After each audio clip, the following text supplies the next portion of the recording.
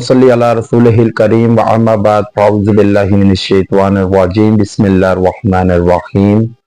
رمضان المبارک جس پرزور شور سے چلا جا رہا ہے، انسان سے ہاتھوں سے نکلا جا رہا ہے، اور انسان جو شخص اس ماہ رمضان میں نیکیوں کو نہیں سمیٹتا وہ بڑا بدقسمت انسان ہے، کیونکہ یہ ماہ رمضان سیل کا مہینہ ہے، سیل لگا دی جاتی ہے نیکیوں کی، اور چھوٹے سے عمل پر بھی زیادہ سے زیادہ نیکیاں، اجر و ثواب عطا کیا جاتا ہے۔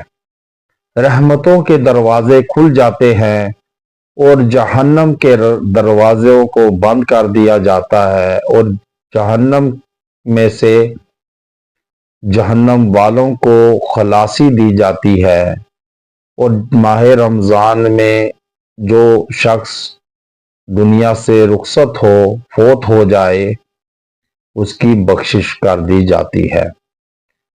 اب ایسے شخص کہ آپ نیکیاں کو سمیٹنے کے بجائے لوگ دنیا کی رنگینیوں میں مگن ہو جاتے ہیں، ایسے شخص اللہ سے ناآشنا ہے، دین سے بھی ناآشنا ہے، کہ اس کو خبر نہیں کہ یہ مہینہ کتنی برکتوں والا ہے، اور برکتوں کا کتنا نزول ہوتا ہے، رحمتوں کا کتنا نزول ہوتا ہے۔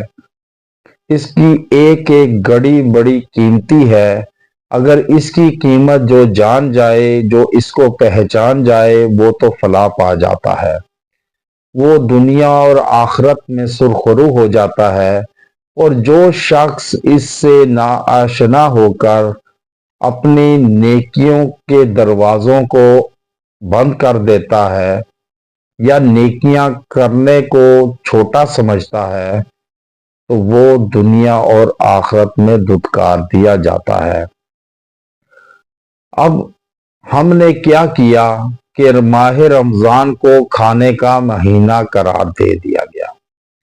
اب بڑی بڑے سٹال لگتے ہیں کھانے پینے کی اشیاء کے، کہ کھانا پینا اتنا عام ہو چکا، اور ایسے ایسے کھانوں کے سٹال لگ جاتے ہیں کہ انسان ان میں سے نکل ہی نہیں سکتا۔ اپنے گھر کی خواتین کو چولہے میں دھکیل دیا جاتا ہے، بڑی بڑی لمبی چوڑی فرمائشیں کر دی جاتی ہیں کہ افطاری میں، سحری میں یہ چیزیں ہونی چاہیے۔ اب ان خواتین کو نیکیوں سے روک دیا جاتا ہے۔ اب خواتین جو ہیں وہ نہ تو اس طریقے سے عبادت کر سکتی ہیں، نوافل ادا کر سکتی ہیں، نہ ہی تراویح کو پڑھتی ہیں، اور جس کی وجہ سے گھر میں نحوست ہوتی ہے، بے برکتی ہوتی ہے، اور وہ بے برکتی پھر پوری افراد کو اپنے چنگل میں لے کر ایسی بے برکتی ہو جاتی ہے کہ اس گھر سے رحمتوں کا نزول روک دیا جاتا ہے۔ اس لیے کم سے کم اپنی خواتین کو یہ لمبی چوڑی لسٹوں کے بجائے اگر ان کو عبادت کی تلقین کی جائے تو وہ زیادہ بہتر ہوگا، کہ آپ کے بچے بھی اسی درسگاہ میں پروان چڑھیں گے اور نیکی کا عمل کریں گے، تو آپ کی عزت بھی، رسپیکٹ بھی کریں گے۔ اب جب آپ ماہ رمضان میں کم کھائیں اور زیادہ عبادت کریں تو اللہ کے ہاں بڑے مجرب ہوں گے، بلند مرتبے والے ہوں گے۔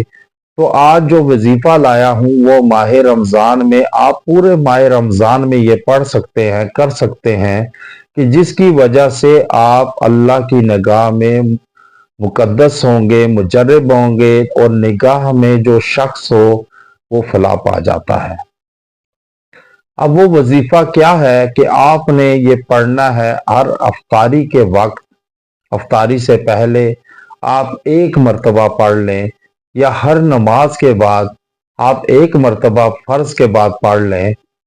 وہ کیا ہے؟ اول و آخر ایک مرتبہ درود ابراہیمی کے ساتھ اللہم اعنا فیہ علی الصیام वल क़यामी व क़िराअतल क़ुरआन वक्तुब लना फ़ीही मिन इबादिकल मकबूलीन। ये आपने एक एक मरतबा हर फर्ज के बाद पढ़ ले तो इंशाअल्लाह ताला आप देखेंगे कि इसका तर्जुमा क्या है। ऐ अल्लाह हमें रोज़ा रखने, नमाज पढ़ने और कुरान पढ़ने की तौफीक अता फरमा और हमें अपने मकबूल बंदों में लिख दे।